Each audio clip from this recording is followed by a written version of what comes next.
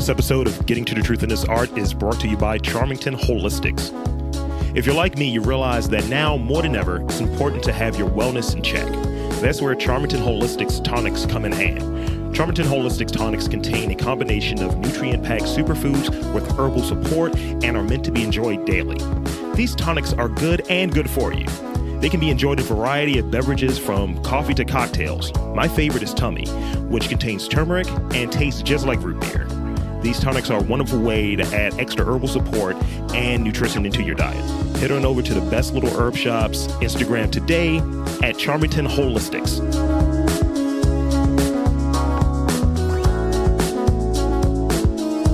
Welcome to Getting to the Truth in This Art. I am your host, Rob Lee, and today's guest is artist and writer Saz Ross. Welcome to the podcast. Hey, Rob. How you doing? I'm doing fantastic. You notice how that had so much more energy with it?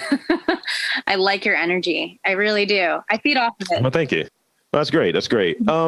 So it's great to connect on here. I saw that you were putting out a few posts earlier, so much love and respect on that. Appreciate it.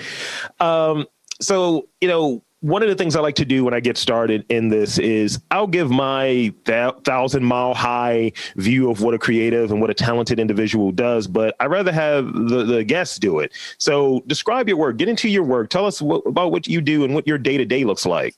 Absolutely. I'm a pen and ink illustrator. I'm also an educator. I started my career off as an art teacher.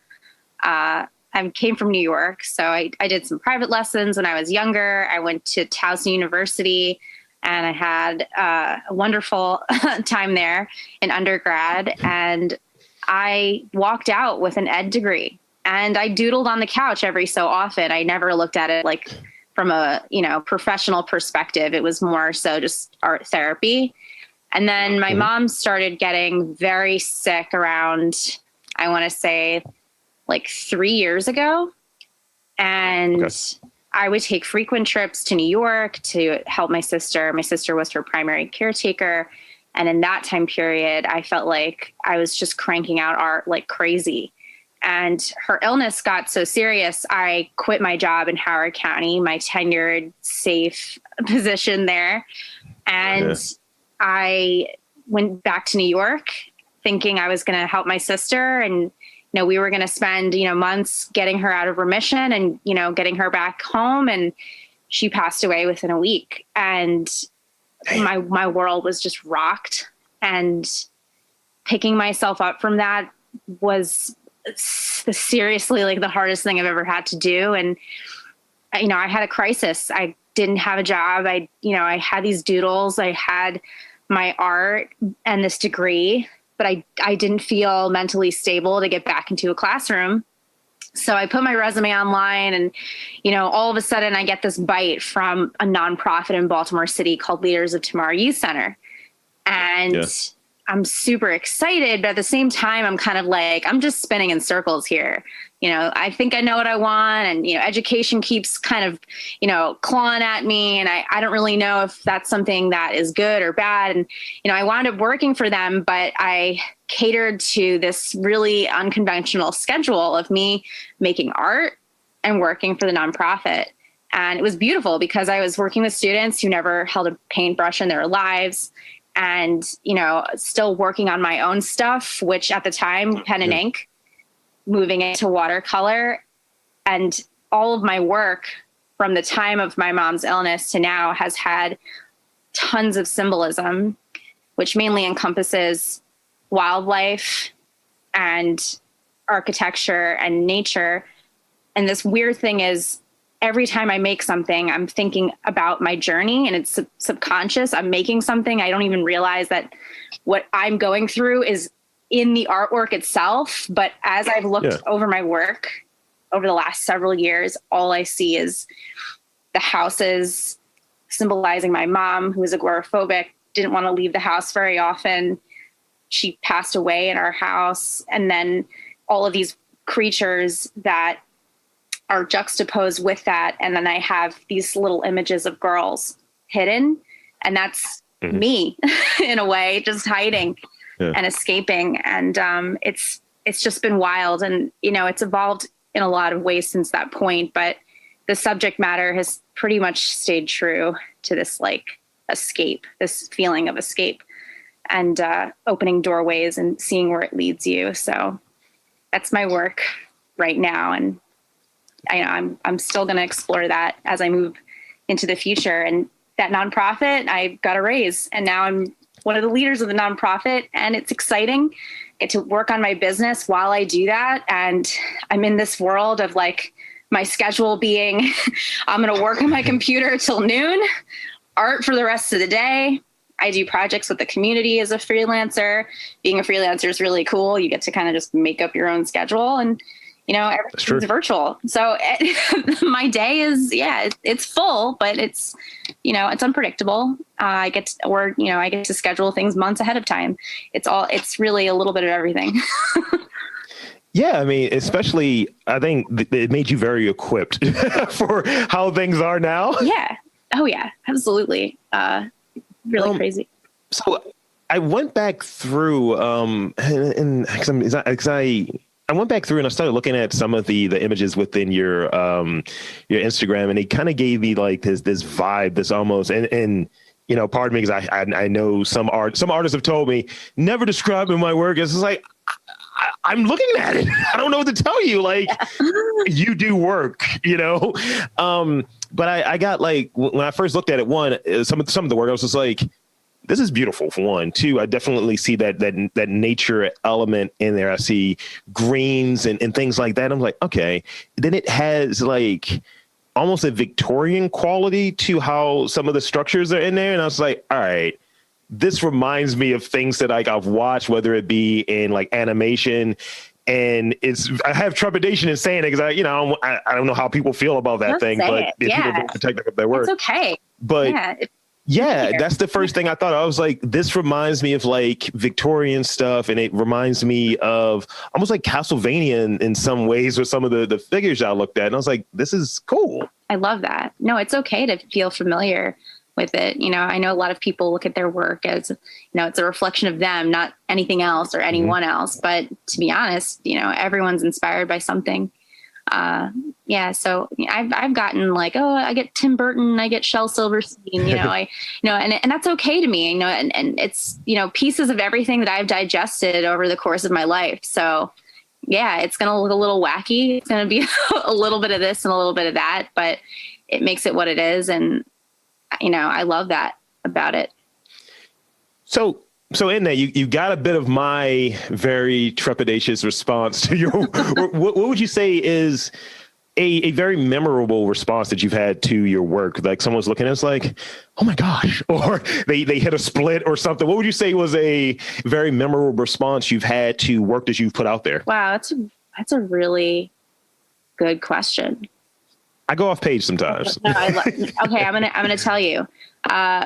So I usually pre-corona, I was my originals are more mobile, my framed pieces, and I did a show at Fringe, which is an incredible hair salon. My girlfriend owns it.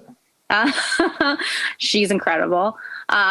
Laura at Fringe in Remington. So I had a show there, and my originals are on the wall, and I don't know if it was Laura cutting her hair or someone at Fringe cutting this woman's hair, but she had a crazy reaction to this one piece of mine called Lost. And this little girl, she's holding a lantern, she's in the woods, and what's curious about the piece is you can't really figure out how she's feeling. And, whether she's in this like happy moment, in this adventurous moment, is she scared? You don't really know. And you don't get to see all of her face. So it's just kind of leaves you wondering. Right. So this woman, after seeing this piece, she calls me, which no one does anymore. Just, No. And I do appreciate it. I actually love when people call and FaceTime me. People are like, oh, I don't like that. I love it. Totally any day. I love voices. Anyway, so I think after she's like, I cried as I got my hair done, and I need to see you. I need to see you. I need to meet you. I need to see your face. So this woman, we met up at Patango, the gelato place in Fells Point, which is where I lived My neck of the woods. Yeah, I lived in Fells Point for 5 years. Love it, love it, love it. Yeah, so we met up and I told her the whole story about my mom, and she had a crazy story as well, and she unpacked all the feelings that she had when she saw the piece, and that to me was the most wild thing. She had to see me. She had to, and she bought the piece, and yeah, it was an incredible experience just seeing her and getting to hear her, about her reaction. So very, very cool. That sounds great. Like it's a thing where usually when I ask that question or some derivative of that question, people, it's rare that it's like, oh, well, yeah, because this happened or that happened. And I find sometimes with art, and I'm a failed art kid, visual art, and so I just became a audio person. It was one of those things where people miss that element of you feel something with the art. And it's like people don't have something. It's like if you feel something, that means it's effective, in my opinion. Yeah. It's like, did you get something out of it? Did it evoke some type of response, whether positive or negative? In my opinion, that's the feeling. That should be a feeling associated with what you're doing. Otherwise, you're doing it for the audience in some way, shape, or form. It's not. It might be for yourself, but if it's being presented, you can have a gallery in your place of just all of your work. But if someone's not seeing it, then really it's like a tree falling in the woods. And no one's there. Yeah, absolutely. And you're right. You want to evoke some type of feeling: mad, sad, angry, happy. Any. I try to piss people off on my podcast. So yeah. It's really hard to piss me off. I taught little kids for so long. I've so much patience. So try me. Nah, I won't do that. I won't do that. I don't want the smoke. No. So what images or things keep you company in the space where you work? I have Funko Pops behind me. Behind this green screen, there are Funko Pops and wrestler images and other very inappropriate things that keep me. It's just like, oh, provocative, weird, geeky. Yeah. That's what kind of makes up my creative recording space. And it makes me feel like centered and, okay, this is what I'm doing. This is where I'm at. In your space and when you're creating, what do you have there to kind of keep you company? And it's like, that's a totem for me. That's a totem for me. What's there for you? Well, I'm really excited because, I moved over the summer and my studio is a work in progress, but I need to make sure that there are certain things that always remind me of, like what I'm doing and why I'm doing it. One thing is actually behind me. It's this really awesome blanket of an astrological chart. I'm like super into astrology. I used to read palms for a long time. I'm like, it makes sense now. Like I'm a good witch. I like sense things, feel things. I'm not kidding you. So this behind me is a chart with all of the signs represented. And around me, I have tons of wood because this was just put in. I would love to put a mural in this space. And then I have a stuffed bear collection just chilling in the corner of my studio. It's like created a mountain and it's beautiful. I love stuffed animals. I'm just a big child. That's always there. I have a problem. I love bears a lot. Unhealthy obsession.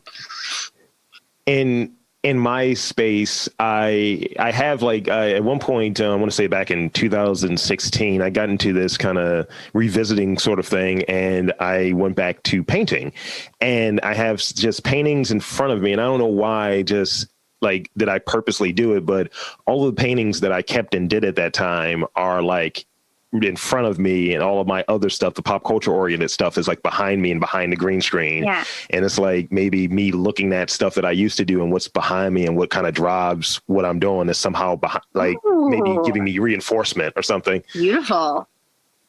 I'm an overthinker, of course. I'm going to tell you. Yeah. And I have this in terms of stuffed items. One of my previous guests, I bought some stuff from him. This is it's like a pillow of his logo, Alley Kid Art, and he's Groovy Vandal on Instagram, good dude. And That's the only stuffed thing that I have in here. And I used to have stuffed bears. So the bear thing catches me, but this is the only stuffed thing that I have sitting here. That is sick. I love it. Everyone needs a little plush, right? Absolutely. Yeah. Something good when you're mad. The world's hard enough. You got to have something soft. Yeah. I agree with that, but, so you had like some real life inspiration real life situations that you spoke on, and it's challenging. Where else would you say you draw inspiration for your work? So, aside from the fact that my work is stemming from personal experiences, I had a whole series called Proximity, featuring endangered species and the space between man-made and natural worlds. So a lot of my fascination with wildlife and nature comes from the part of my childhood where I didn't live around nature. I lived on a train track. So okay, there was air of, I would go to the Bronx Zoo, every once in a while, but I really was not immersed in nature as a kid. Yeah. So, an escape for me was just like going through a book or, going online and falling in love with like different types of landscapes and parts of nature. And I was a Girl Scout, and, I really valued that time of my life where I was just able to like walk through the woods. And, with the fascination of bears, I would be finding myself looking at pictures of the woods because that's where the bears were. So, as I got older, I learned more about my mom's past with, being, how do I say this, like a lover of nature. And she was a protester in like the 60s, and she wanted to like save the environment and all of those great things. So I don't think it just comes from, a random space. I think it's because of her and her influence over time with me, and, raising awareness with, some quirky playfulness gets people thinking. Yeah. So anything that sort of heightens curiosity, I'm drawn to. So in this case, it's these weird juxtapositions of architecture and wildlife, or even people and those, parts of architecture or wildlife. So finding weird combinations to blend those things together is really what I like to do. And having people guess if it's happy or sad or, dangerous, that's something I actually really enjoy. So it's not meant to give you a straight answer. It's just leaving you guessing. That's a good point. So let's see. I think some of my questions I'm going to start scrapping because I think they're whack. Let's see. So I'm curious. What is your take on the art scene in Baltimore, and how does it compare to you're New Yorker? So how do those things compare? Oh, they're worlds. Look, there's a world of difference here. New York is this is my experience. Everyone has their own experience, and that's totally fine. I started emerging as an artist more so in Baltimore, but I go home a lot, and I see friends of mine in that art world in New York, and, I'm digesting what they're telling me, and, based off my own experiences, people in New York tend to be more, and it's a huge city. So finding a good, strong sense of community is a little more difficult. So people tend to be more self-driven, whereas Baltimore has like an insane art community dynamic that is so tight knit and strong. And I'm sure there are so many factors that go into this, mainly being it's a smaller city. It's easy for people to connect. There's more of a sense of unity. With New York, it's like, two parts of Brooklyn feel like 100 miles away. Like you're just like in all of these different spaces, and it's hard to get this like, cohesive group of people together because it's, it's a huge city, like originally from Queens, and then we moved to Long Island. So even on Long Island, it's like 3 hours to get across the whole island. And Queens is on Long Island too. And then if you want to get to like Staten Island, you take a ferry. Baltimore, I feel like people are like, I'm in Fells, you're in Fed. Nah, man. Like that's like a million miles away. It's like 10 minutes away. I mean, it's just funny to me. But yeah, I think the dynamic here is a lot closer. People meet up here easily or easier. So I really enjoyed that. I love community. I have like a whole Facebook group online of just artists, and we just, you know, post events, collaborative work. It's great. I love it here. It's one of those things where, because I've been here all my life, and I would have friends from New York, like my girlfriend's from Brooklyn, and it's one of those things where, and she took me up there. We did the whole High Line trip and all of this, and hung out, and I think we went to like Queens, and then we hung out in Brooklyn for a bit, and I got a really short, condensed version, and it was during like the Puerto Rican Day Parade, and I was like pissed because we didn't go to it, and I was just like, yo. I mean, those are my adopted people. I don't know what my lineage is. Someone says I'm Blasian. Someone says I'm Dominican. I don't know. It's fine. Yeah, I'm Puerto Rican and Russian. So that's like a, I've never met another one of those. not at all. Like, how do these things go together? Queens. It's all Queens. So, that's what it does. It makes sense. That makes sense. I've heard things. In another life, I worked in marketing, and we had two multicultural offices. One was Russian and the other was Spanish, and they were in Queens. It may have been for Verizon. Who knows? It is. So architecture seems to be a thing, right? Now, yeah, I love it. This is where it gets to a weird question. This is kind of a weird question. Yeah. I've asked people in the past, what's your favorite curse word and things like that, but I'm gonna ask you something a little lighter. Okay. What is your favorite piece of architecture, specifically a building, Sears Tower, things like that? What is your favorite, this is striking? Because I took an architecture museum tour in Philadelphia that I didn't think I was going to enjoy. It was the weirdest event that I've ever been to. It was an elevator we had to go up and down, and we were let off on certain floors, but not in order. It was amazing. And it was very cool. So in something in that vein, what kind of architecture, what building comes to mind when you think of this is a cool building? So I took a trip to Spain several years ago, and anything by Gaudi is you're just in awe, complete awe. So Grada Familia is, I think, in Barcelona. And then, when I saw that, it looked like the whole building, the whole structure was melting. Wow. I remember walking up to it and just standing, stop in my, in the middle of the street, people just beeping horns at me. And I'm just looking at it,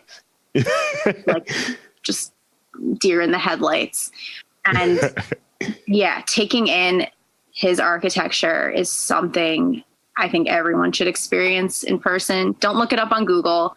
When it's safe, go there yourself. I'm not typing. I'm not even typing. Don't even do it. It's just not the same. So when you're looking at this building and you're looking up and you're seeing the detail and just the intricacy of it and how ahead of its time it really is, it's just fantastic. Yeah.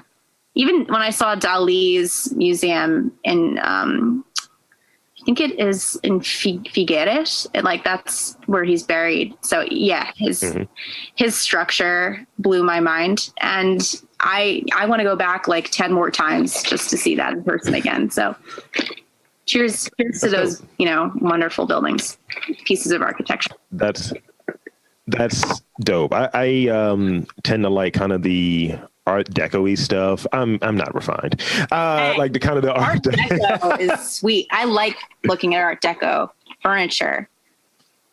So it's two places. Like normally, as we're recording this, I would probably be in New Orleans trying to absorb every dose of what goes on down there in terms of how the buildings are there and those shotgun houses, the whole setup, those different cultures coming together to make its own thing. Yeah. And one of the plans this last year was to go down to Miami and kind of appreciate some of that Art Deco like design that's down there. I forget what part of town it is. And I was like, Scarface was filmed here, right? So I could hit, that typical black guy thing. So that's kind of cool or what have you. And that's another thing for me to add to going to Spain. So, thanks. Thanks. I don't speak Spanish, so thanks. Appreciate you. Yeah. So let's talk about Baltimore real quick in these last few questions. Because we touched on the scenes between New York and Baltimore in terms of art, but what would you say your favorite place or places maybe to elicit creativity or to be inspired rather, or two places to be inspired and your places to kind of like recharge are in Baltimore? So after living here for 10 years, I can't even believe it's been that long. Wow. Yeah, it's wild. And to this day, there are parts of Baltimore, and it's really in these tiny side streets that you see, mini community gardens. And my friend Fidel, he lives in artist housing on North Baltimore. Mm-hmm. And his little corner is probably one of my favorite parts because they have just beautifully colored houses. They're all fun, kind of like Hamden and other parts of Baltimore. But then you go into their studio spaces and it overlooks this amazing little garden. And in the middle of what is, I guess, a little more dangerous because like you're getting towards the northern part of the city, is this like a beautiful oasis. They have like a little pool back there. There's just like all these birds that come visit there. There's like a sculpture garden. And nobody knows this exists. Like, I kid you not. When I tell people about this, they're like, they don't even believe me. So I love going to artist housing. That's one. Yeah. And there's a little gallery right in the front of it. So yeah, definitely check that out. Artist housing, totally. Baltimore Street. I don't want to give the wrong address because I was going to say the number and then I'm like, I don't know if that's right. But I don't know. I loved where I lived in Fells because I lived like right on the harbor and the water. Mm-hmm. And that was like the front yard view. I was connected to a Captain James seafood restaurant. Okay. Yeah. So I would just walk the promenade and, it kind of blows my mind how there's no railing and people would just be like running, 5 in a row, dogs, bikes. And I'm like, for the years that I lived there, I'm shocked. I never saw anybody just like fall in the water. They're taking their lives in their own hands. Hey, but it's just amazing. Cause like, you get to walk by like some of these houses sitting in the water. And I get super inspired by that. I love that. It's a weird, look in juxtaposition. I know they're all over Seattle. It's like normal. But when you see it in Baltimore, it's like, oh, Baltimore has this too. And it's just crazy because like, it's just constantly surprising you, Baltimore, I just moved to the other side. Usually when I'm over there, I'm going down there to get coffee from someplace because I am a coffee snob. And I'm like, yeah, I'm going to go over here because I'm going to feel like I should be running and I'm clumsy and I'm all arms and legs. So I'll be the one guy that can't swim, that stumbles into that water. And then that's the end of the podcast. And that's the end of me. That's the end of You're more podcast first, You're way more important. Just reminding you. Thank you. So here's the last question I have, and I'm always interested in, I've been reading like books on like how like artists kind of start their day off and pieces of advice that artists have. So I'm going to ask a question in that vein. Reflecting back at the beginning of your career and things that you've done early on, what would you say is the most useful piece of advice that you've ever received? This is a really good question. That's what I have. I mean, Um, I believe it was something about pride.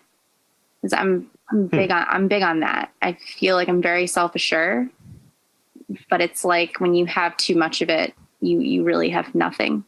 Or, I think about that, and, I've created different like slices of motivation over time.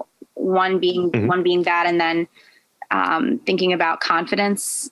And this is sort of like a thing I like to say to myself, like, you must get lost in creativity in order to be found in the eyes of confidence, and helping other people access creativity and seeing their journey and using that quote that I created has been instrumental for me, for the lives, I've reached. And I don't think a lot of people look at themselves as being creative, but everyone is in some capacity, and accessing it is something that I plan on helping a lot of people with.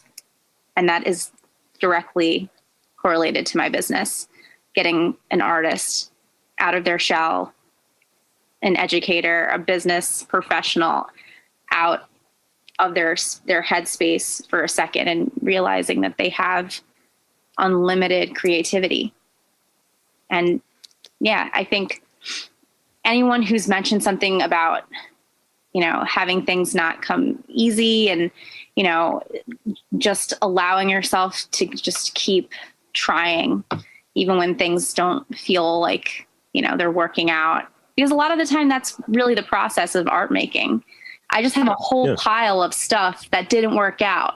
Got a whole neglected stack of paper with doodles that I'm never going to touch again. But the fact is I touched them, and I was able to do them anyway. And it got me a little closer to what I did want. So just remind yourself that, like, every step, even doing nothing is just as important as doing something.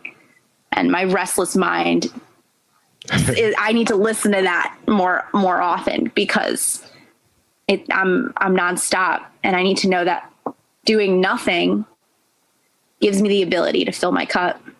So I'm not running on empty. So it's what I did over the weekend. I, was on a mountain, and I fell, I hit my neck. Oh no. I'm like moving my neck, reminding myself of how I'm trying to relax, and I fall.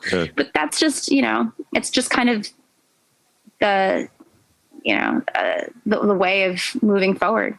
You just got to let yourself fall. Just let yourself fall. Oh, Saz, you're over there dropping jewels over there. I see you. Jewels. But it's one of those things, like I've taken paraphrases and things from, I'm not going to mispronounce it, but that Japanese thing of I think it's called like the ikigiri, of whatever the thing is that you get up in the morning. It's like whatever will get you up in the morning, you find that, and you just keep doing it. And seeing how their approach, certain facets of their culture has an approach to, it might take you 50 years to know how to make rice. Yeah. Just keep working at it. Or the one that stuck with me for the longest is this thing from Bukowski of, find what you love and let it kill you. And it's just like, I'm going to keep doing that. Oh my gosh. Yeah. I really like that. Let it kill you. Let it like eat at you and take you. Yeah. I think that's incredible. Yeah. Same with like the process of getting lost. I think, just letting the environment take you, and not having a final destination or a plan yields itself to some of your most creative moments. I'll say that was a very interesting period for me, like in balancing both the kind of creative lifestyle I was living while still working. 'Cause I worked as a freelancer, and I worked in that kind of capacity. And I had that free time, and I was going to the office, but I had that free time afterwards. So I was like, I don't have to be anywhere. So I was just hanging out with like art kids and people who were like in college, but they were taking these like artistic approach. It's like, oh, I'm doing some clothes and I'm painting this thing. And I was like, hey man, I'll hang out, smoke a little kush, get some subs. And I was just like the old guy that was around the scene. And it was very freeing. It was just like, I don't have any place to go. I'm not on a clock. I'm getting the stuff that I have to get done. And I feel as full as I possibly could feel. Wow. And it was and looking at it now, I reminisce on that time, but I think about how I was going into that period of time. I was terrified because I was like, this is minimal security. And it's like, I'm just trusting the wind. Yes. Essentially, that's exactly what you need to do is trust the wind. Let the wind speak to you. I know that sounds a little crazy, but it's absolutely true.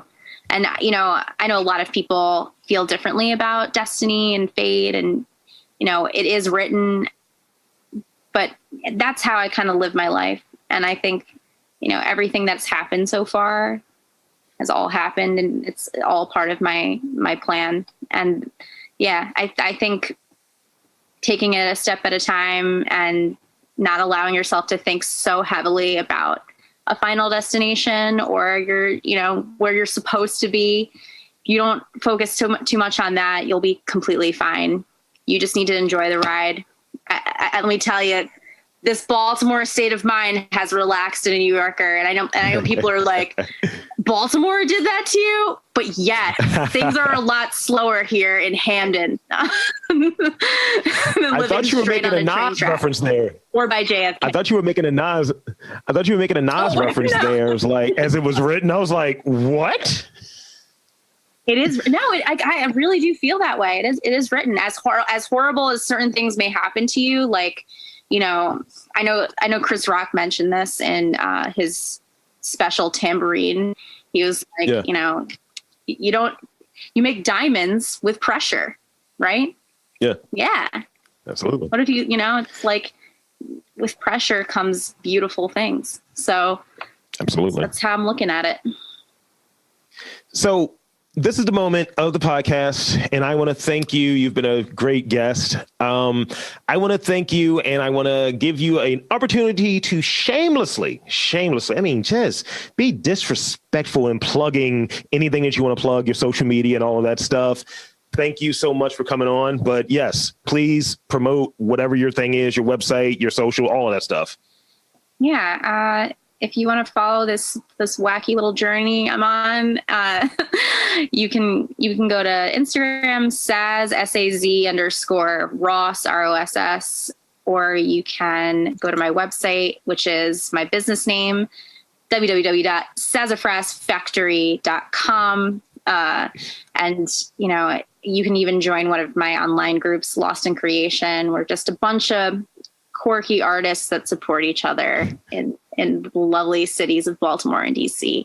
But yeah, I think it's just been a wonderful time chatting with you, and thank you for supporting small business, the arts, this weird little girl from Queens, Long Island. And thank you again for having me.